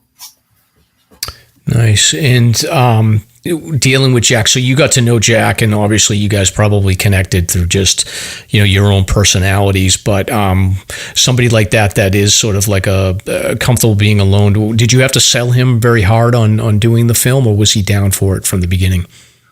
He was pretty fired up. I think he was just really cautious about how the story was told, and he knew that he did not want it to be like all about him. He's a really humble kid, and he made sure that we also told the story of the cabin, which I think was really important. And he put us on to one of the gentlemen. His name is Ted Carmen, who he was one of the founding members up there, kind of like the leader of building the cabin. So we went and met Ted in Boston, and a lot of the old slide film that you see in our film was Ted's personal photography that nobody else had ever seen, really, minus him like showing his buddies, which was pretty cool. Like being able to use some old photography that nobody had ever seen of this very iconic location was really cool. But yeah, Jack was pretty on board right away. It wasn't like a super tough sell, and I think he was one of the easiest people to work with as far as talent goes. He's just like down for the cause, Oh, that's great. Yeah. And that Ted Carmen, just so you know, that article that I was talking about, the history, he was the one that was in charge of like rounding up the rest of the students, because I'm assuming like in June of 63, they had no problem getting people, but like by September, school's already started. So they must have had to have people just, maybe get approval from their teachers or something like that to come up there. So yeah, he's prominently in the article that I'll include in the show notes, which is pretty cool that you got a chance to talk to him. He must have some amazing stories. Our conversation with him was very, very cool. And I definitely want to touch on the fact that Ted, like being able to have Ted involved in our project was just this really cool, like full circle moment, having like the ringleader of making this place even exist, and going to his office and seeing all the imagery and having him like give us the full on slide film show. And like he told us over a phone call that we had with him, like he was like, I'd be mad if you guys didn't include me in the film. So, that was also like something that we really battled with a little bit, was like how much history and how much archival footage did we really want to dive into? Because as cool as some of that stuff is, it also changes the narrative and it changes the pacing of the film. And I think it was something that I was really battling with as we went through like the 10 rounds of edits in post-production. I was just like, it didn't feel like super authentic, and kind of like right before the deadline, we decided to shoot some insert shots of a projector, and I had this like probe lens where we got some really cool like macro shots of slide film going through the projector and the light bulb hitting the lens. And I think that stuff really helped us transition into the archival scene and then get us out of it. And be able to have Ted's voice talking over all that stuff was really, really cool. Yeah, it's amazing. Do you think that you'll continue to do like film specific to sort of the hiking community within the Whites, or are you going to focus more on like the skiing, or do you still not have like a whole full plan on what your projects are going to look like over the next couple of years? I would say we're outdoorsmen, right? Like we want to tell stories that are inspiring to us. It doesn't really matter what the subject is. If we think there's material there, like we're going to pursue it. I'm a very avid snowboarder, so I get really into trying to capture and tell those types of stories. But yeah, we're just looking to tell really cool stories and work with brands that are aligned in the community, and it could go anywhere. I'm really happy to see where it's come, and there's a lot of opportunity, and hopefully we can be talking about another film here in the next couple of years. Awesome. Well, Josh, Stomp doesn't like to brag, but he's like an OG snowboarder, like to the point where he used to snowboard when they had leashes on the front of the snowboards. Let's go. Nice. How old are you, Josh? I'm 28. Oh, yeah. I was killing it way back in the early 80s. Nice. Yeah, every run, the bindings would rip out of the board. It was awesome. I grew up skiing for about 3 years, and then when I was 7, I was basically begging my parents to buy me a snowboard, and never really looked back after that. So yeah, it's such a great sport. It's awesome. Yeah.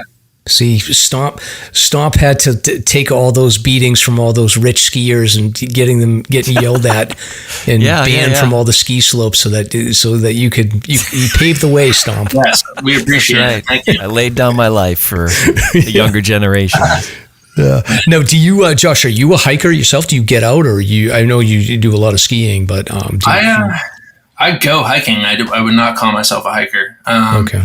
I really like speed. I like going uphill to go down and, ride a snowboard, or I'll hike a bike up a mountain to ride a bike down. But it's, I'm more so getting out in the outdoors to have some speed, to get a little bit of air and make some turns. So, all right. Well, yeah.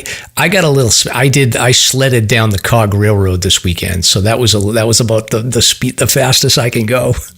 Nice. So, which is good. I do appreciate going for a hike every now and then and just kind of slowing down. And I realize when I do go hiking that I notice things that I don't when I'm out doing other sports. And I do appreciate it. It's a little bit more slow paced and soaking in everything that your environment is giving you. Yeah.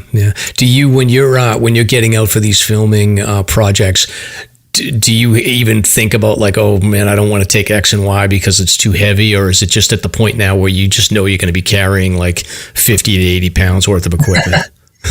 As I'm getting a little older, I think I'm getting a little smarter too, and I'm not trying to kill myself quite as much, but the equipment kind of does come first a lot of times. It's like I'd rather be in the place and have the tool that I want to have than be in the place and be like, dang, I really wish I had this camera and this lens right now. So I tend to overpack more than I underpack.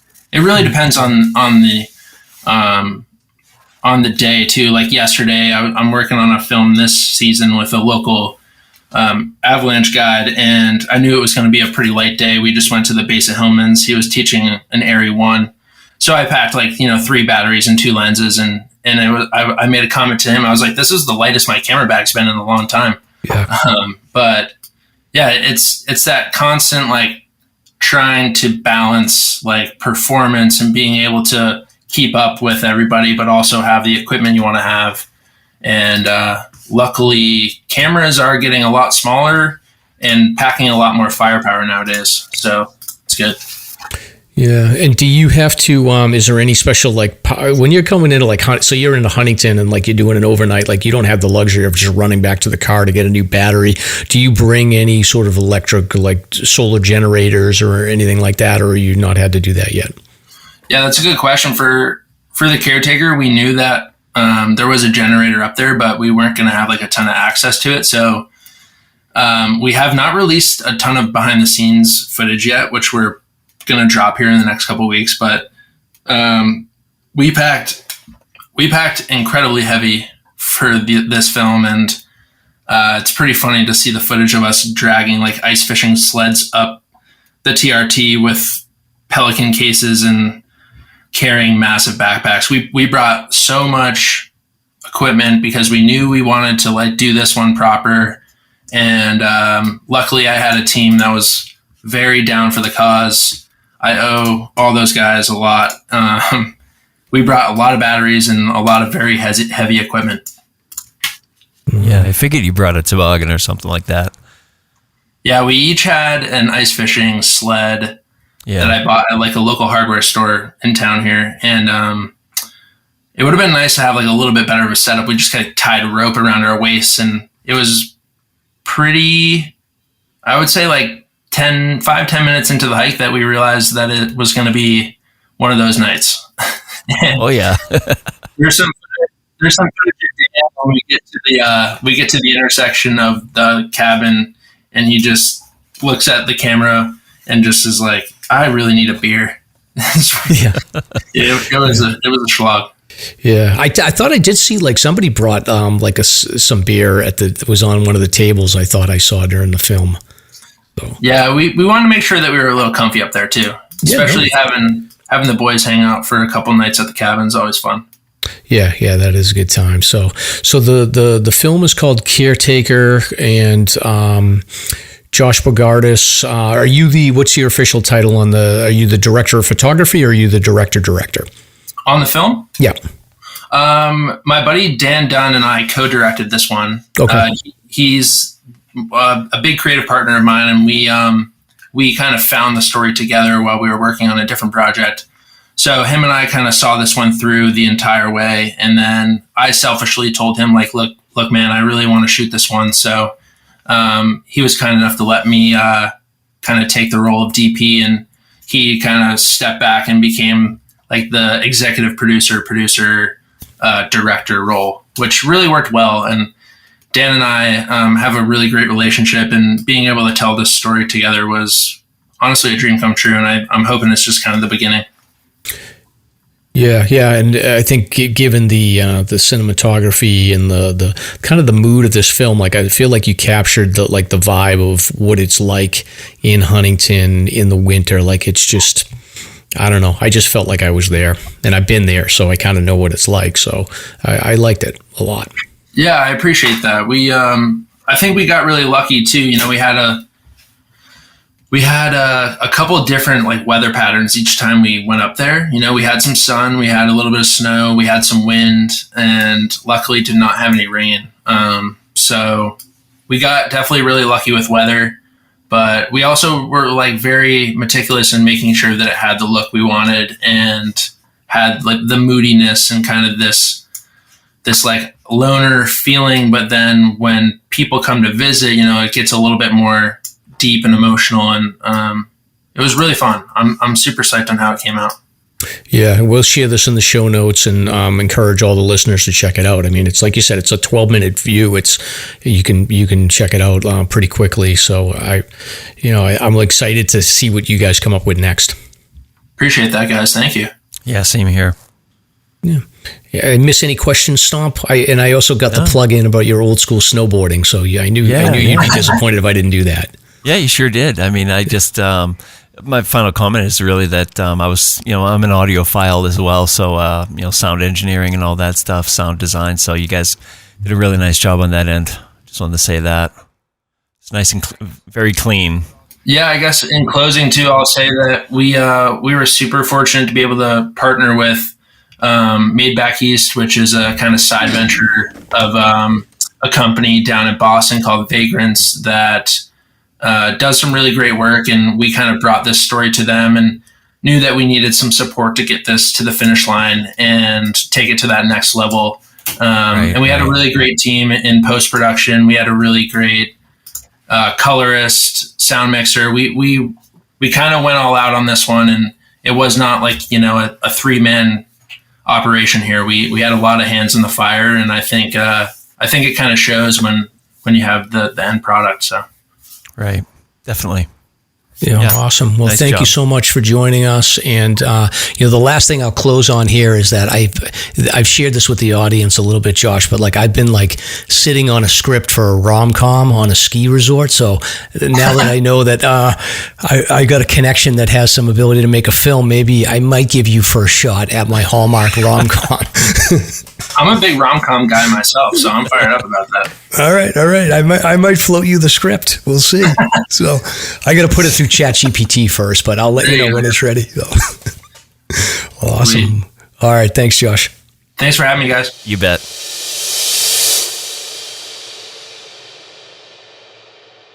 All right. That was cool, Stomp. So Josh is an interesting dude. Yeah, fantastic. They do top tier, high quality work. I got to see it just before the show started. It was 12 minutes. It was literally like 12 minutes before we had to go online to record with Josh, but it's a really nice film. You know what it reminded me of? It had the same vibe as Infinite Storm. had the same vibe. It's very peaceful and ambient, and it was just really, really well done. Yeah. And it's like, I don't know, it's like interesting, like our perspective, like we've been in these areas in the winter and we kind of know what the mood is. And I feel like they captured it super well, but I wonder whether or not, I feel like even like if you've never hiked in the winter or been in those areas in the winter, like you still get the mood from the film. So Sure. Absolutely. Yeah, it's really neat. I mean, that's sort of a super cool gig, huh? Yeah, no, it's very interesting, and it's like it's cool to know that there's creative people out there that are actually making a living and doing doing these projects, because I mean this looked as professional as anything you're going to see anywhere. Like all those those high end ski documentaries and climbing documentaries, like it's right up there with that level of cinematography.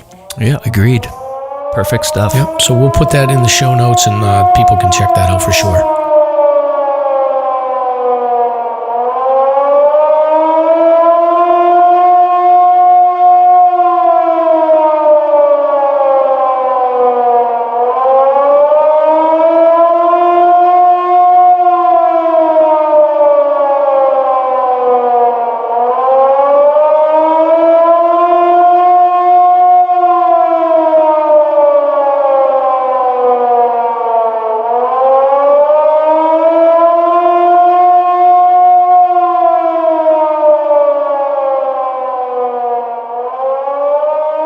All right, Stomp. So this is the part of the show where we talk about recent search and rescue news. So let's go to Hawaii for a minute here. So we have a story of a hiker and 3 children rescued after getting trapped on a Hawaii mountain ledge. So it looks like a woman and 3 children were rescued after they got caught on this ledge. 41-year-old woman and 3 preteens got lost hiking the Friendship Trail in Kanohi on March 2nd, the Honolulu Fire Department said in a news release. So this Friendship Trail is like a half a mile loop trail about 20 miles southeast of Oahu. It's a moderately challenging route that takes about 21 minutes to finish. So short hike, but they got in trouble just because they got themselves out on a precarious location here, but they were able to, I guess, get a helicopter out to the group and spot them. So I guess a rescue was lowered to get them off the mountainside one by one. So helicopters out in Hawaii are a dime a dozen. Yeah, I was wondering if your daughter had any comments on this. I don't know. I'll have to ask her. Hawaii professional. Yeah, that kid, she's living her best life right now. She's down in Florida with Mrs. Mike. Oh, really? Wow, nice. For the week. Yeah, it's college spring break, so she's like traveling all over the place. Gotcha. And hey, listen to this. So Hawaii hiking safety tips. This is a link within the story. Assess your fitness level and hiking capabilities. Compare your level of fitness, ability, and experience with the trail description. Be practical and realistic. There are a wide variety of trails in Hawaii, so pick one that suits your level. Ensure you stay hydrated to avoid heat exhaustion, becoming disoriented, and muscle cramps. Thank you, Hawaii. That works. Yeah. That works. Yeah, pretty solid. All right, Stomp. And on to the next article here. So on March 1st, around 3:10, Fishing Game was notified by Southwestern New Hampshire Fire Mutual Aid Dispatch of a hiker in distress on the Marlboro Trail. The hiker was a 72-year-old gentleman from West Hartford, Connecticut. He had called 911 because he suffered a fall, and he was injured, and it rendered him unable to walk. So local fire in Jaffrey, Dublin, Marlboro, Troy, Keene, and Monadnock park rangers and conservation officers from Fishing Game responded to carry the gentleman out. Gentleman was carried to the trailhead, arriving at approximately 4:30, where an ambulance was waiting to transport him to Monadnock Community Hospital. So he was with a hiking partner. Fishing Game deemed him well prepared for their hike. They had a physical map of the trail system in the area, water, food, microspikes, and all the necessary gear for a hike this time of the year. Stuff happens. That's right. Did they ever Sam Splint? I don't know. The 11th essential. Mike's 11th. Mike's 11th. You're getting billed. You didn't have your Sam split. Call it a Mike splint. Yeah, exactly. All right, and then this next one is on Mount Major. So Sunday, March 3rd, around 7 p.m. So this is dark out. Fishing Games notified of a stranded hiker on Mount Major in Alton. So 56-year-old gentleman from Dover was hiking Major and descending the Boulder Loop Trail when his headlamp stopped working. Oh no! He tried. So again, there's another Mikeism. Like one headlamp is no totally. I mean, that happens too. Like, you don't know. Like, a matter of fact, I'll give you like one thing I was freaking out about is like when I was sledding down the cog, I got like covered in that puddle, and I looked at all my gear and like my bag where my headlamps. Usually I put them in a plastic bag, but I didn't for some reason, and like that bag was all wet, so I did have to check my headlamps to make sure that I didn't, get them wet or short them out or whatever. Yeah, so pack for the unexpected. But anyway, this guy attempted to use his cell phone's flashlight, but his battery was at like 4%. So he's going to do this is like emergency math. It's like, okay, yeah, I'm at 4%. Do I keep going or do I use it to call 911? So he used it to call 911. Imagine, dude, having to make that decision. No kidding. Yeah, it's bad, but it happens. Brutal, right? I hate to say it, but I mean, for an individual in this age bracket, who knows what the temps were? Do we know what the temps were? I mean, even Sunday, that far out? I mean... I don't know. Sunday was like... He was 2.5 miles in. That could have been bad. So, yeah, it could have been bad. So he wasn't prepared to spend the night, so they sent rescuers in. Honestly, I would have just been like, I'm hunkering down. Oh. I'm not calling 911, Stomp. Not for that. Oh, if you have the right gear. I'm not getting my name in the paper for that. No. Wow. So anyway, conservation officers along with Lakes Region Search and Rescue, they hiked about 2.5 miles to his location and provided him with a headlamp and escorted him out. So I don't know what to think about this one. It's like... Very interesting. He had a headlamp. Right. It just... that's like tripping and falling. Like it didn't, but you got to have two. Absolutely. No question about it. And he was probably relying on his cell phone, but it was probably cold out and it just dropped. Yeah.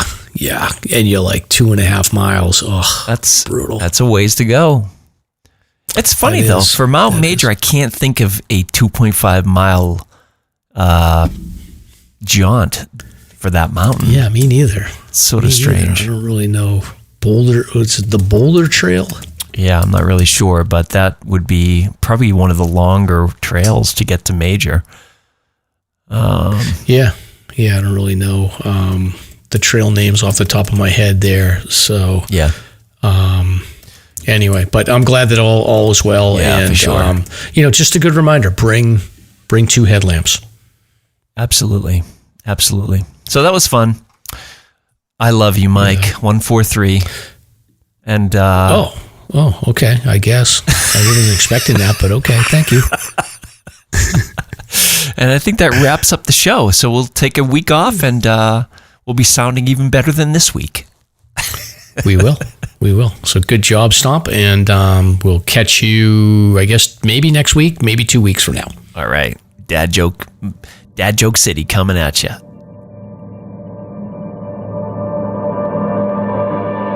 Thank you for listening. If you enjoyed the show, you can subscribe on Apple Podcasts, Spotify, Podbean, YouTube, or wherever you listen to podcasts. If you want to learn more about the topics covered in today's show, please check out the show notes and safety information at SLASRPodcast.com. That's SLASRPodcast.com. You can also follow the show on Facebook and Instagram. We hope you'll join us next week for another great show. Until then, on behalf of Mike and Stomp, get out there and crush some mega peaks. Now covered in scratches, blisters, and bug bites, Chris Staff wanted to complete his most challenging day hike ever. Fish and Game officers say the hiker from Florida activated an emergency beacon yesterday morning. He was hiking along the Appalachian Trail when the weather started to get worse. Officials say the snow was piled up to 3 feet in some spots, and there was a wind chill of -1 degree. And there's 3 words that describe this race. Do we all know what they are? Only one hill! Lieutenant James Nealon, New Hampshire Fish and Game. Lieutenant, thanks for being with us today. Thanks for having me. What are some of the most common mistakes you see people make when they're heading out on the trails to hike here in New Hampshire? It seems to me the most common is being unprepared, and I think if they just simply visited hikesafe.com and got a list of the 10 essential items and had those in their packs, they probably would have no need to ever call us at all.